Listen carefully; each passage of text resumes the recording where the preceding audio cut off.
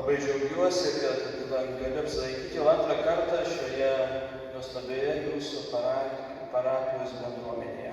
Raduje się moje serce, że drugi raz mogę być w waszym kościele, w waszej parafii drugi raz. Pirmą kartą, kai lankiau, tikrai jaučiau jūsų tą bendrystę ir rūpestį dėl kunigavimo Vydūno. Pierwszy raz, jak byłem tutaj, czułem waszą chęć i wspólnotową modlitwę za księdza Litvinaso beatyfikacji.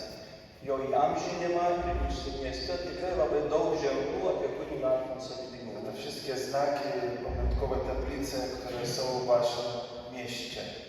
Šį kartą atvažiavau ne vienas, taip pat lydė mane taip pat vyskupas Algirdas, Telšių vyskupas, kuris irgi turi savo vyskupiją Dievo tarną, vyskupą Vincentą Polisevičių.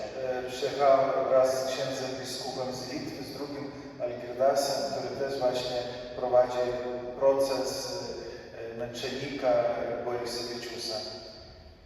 Ir kai mes užbaigėm diecezinę fazę, Myśmy zakończyli fazę decyzjalną. nusiuntėm viską į Romą Wszystko zawieźliśmy do Rzymu ir sakiau, Dieve, būk geras, duok gerą relatorių. i modliłem się, by Pan Bóg dał dobrego relatora, Tai vadinasi, velnio advokatą. czyli adwokata diabła. Tikrai Dievas davė ir parūpino tokį, kokį reikia. Czyli Pan Bóg dał takiego, jakiego trzeba było dać. Pirmiausia, aš tikrai norėjau, kad būtų iš Lenkų tautybės. Marzyłem o tym, aby relator byłby z Polski, polskiej narodowości. Dėl to, kad mūsų tautos labai daug dalykų turėjo bendrą. Dlatego nasze dwa narody przez wieki miały dużo wspólnego. Ypatingai komunistinį režimą ir persekiojimą. Szczególnie w czasu komunizmu.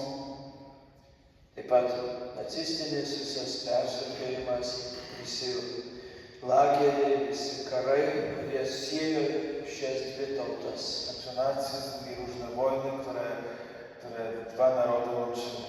Daug brolių seserų, kurie guldė už tikėjimą savo gyvybės. Mamy dużo braci i sióstr, którzy za wiarę położyli swoją głowę, umierali za wiarę.